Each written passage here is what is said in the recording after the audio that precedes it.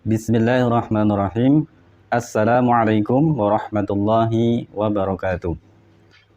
Alhamdulillahirabbil alamin.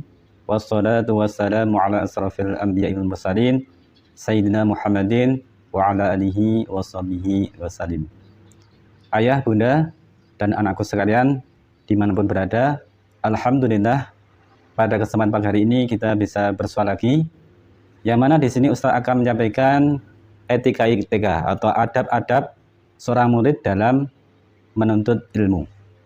Di sini Ustadz akan mengambil sumber dari kitab Adabul Alim wal Muta'alim. Langsung saja, di dalam kitab ini disebutkan ada 35 butir dalam kita mencari ilmu. Pada kesempatan ini Ustadz akan menyampaikan 5 butir. Sebenarnya dengan 5 butir ini nanti kalian bisa mempelajari dan mengamalkannya. Langsung saja, yang pertama yaitu seorang murid harus mensucikan hatinya dari perkara-perkara yang dapat mencederai kesungguhan niatnya dalam belajar. Hal ini bertujuan agar ia dapat menerima pelajaran dengan baik serta memudahkannya dalam menghafal pelajaran-pelajaran tersebut. Dalam dua kitab sahih disebutkan bahwa Rasulullah SAW bersabda, sesungguhnya di dalam jasad itu ada segumpal daging. Jika ia baik, maka baiklah keseluruhan jasadnya. Dan jika ia rusak, maka rusaklah keseluruhan jasadnya. Ingatlah, sumber darah tersebut adalah hati. Para ulama salaf juga menegaskan bahwa aroma wangi hati karena ilmu itu sama halnya seperti kesuburan tanah yang siap untuk ditanam. Berarti yang pertama untuk anak-anak sekalian yaitu ketika kalian mencari ilmu adalah membersihkan hati. Niatkan hati semata-mata untuk mencari ilmu dan mencari ridha Allah.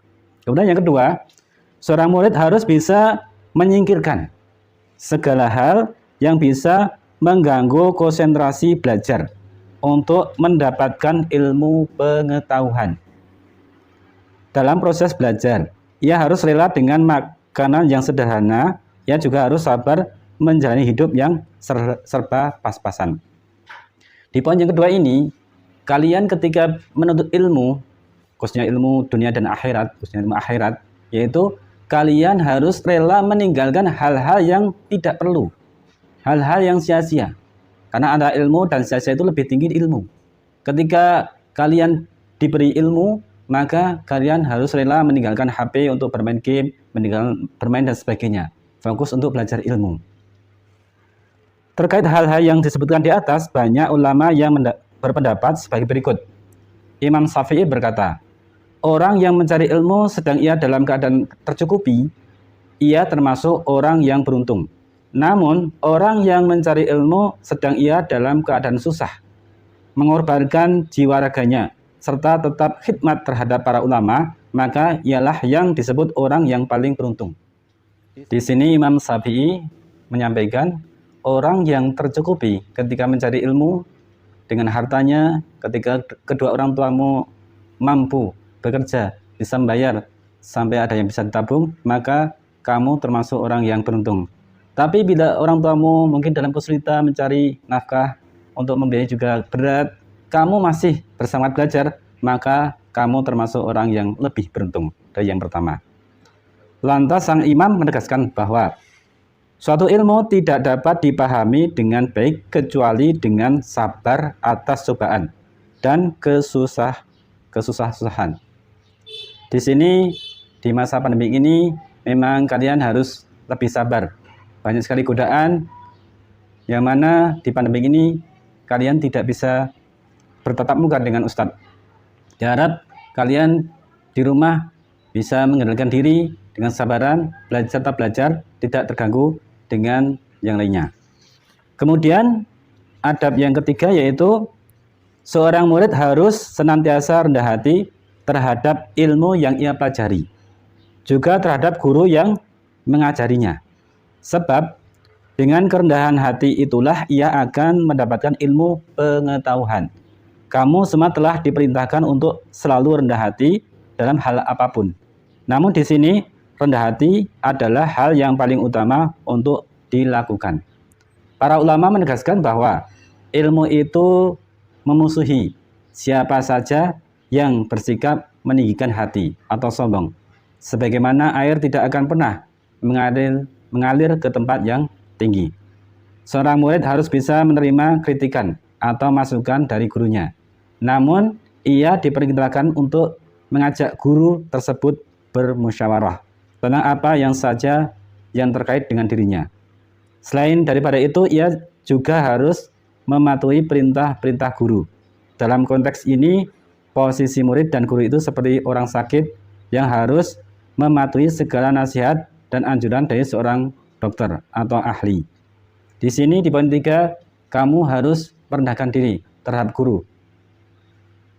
Dengan kamu merendahkan diri dan taat sama guru, maka kamu akan mudah untuk belajar dan menangkap ilmu dari guru.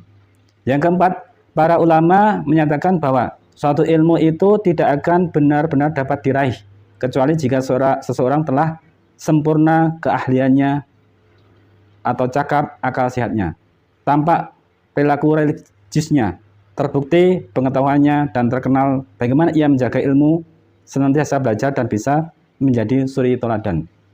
Kamu dikatakan sudah mempunyai ilmu bila kamu sudah mempunyai adab dan sudah mengamalkan ilmumu dalam kegiatan sehari-hari. Ibadah sudah tekun rutin, sholat 5 waktu sudah dijalankan, wudhu dengan benar. Itu berarti kamu sudah mendapatkan ilmu yang sudah bisa diamalkan. Kemudian yang kelima, yaitu para ulama telah menegaskan bahwa janganlah kalian belajar kepada seseorang yang dulunya hanya banyak membaca buku, namun tidak memiliki guru. Barang siapa yang hanya belajar di tumpukan buku-buku, ia akan jatuh pada jurang kesalahpahaman. Darinya akan lahir banyak kekeliruan dan penyelewengan pengetahuan. Di sini yaitu poin 5, yaitu kamu memang harus benar-benar memperhatikan guru. Kamu tidak belajar sendiri, berjalan sendiri tanpa panduan dari bapak ibu guru atau ustadz ustazah. Nah, maka ketika ada tugas dan ada pekerjaan rumah, maka kamu harus selalu mengikuti apa yang disarankan ustadz ustazah. Mungkin 5 poin ini bisa bermanfaat dan bisa kalian jalankan. Dengan 5 poin ini, insya Allah nanti kalau kalian jalankan, kalian akan mendapatkan perubahan-perubahan yang lebih baik, lebih ke arah peningkatan. Mungkin 5 poin ini bisa bermanfaat dan Ustadz akhir aja ya. Sudah 5 poin. Yang poin yang selanjutnya nanti di lain waktu akan Ustadz sampaikan lagi. Kalau punya Ustadz minta maaf dan kita akhiri dengan doa kafaratul majlis. Subhanakallahumma bihamdika asyhadu an la ilaha illa anta astaghfiruka wa atubu ilaik. Wassalamualaikum warahmatullahi wabarakatuh.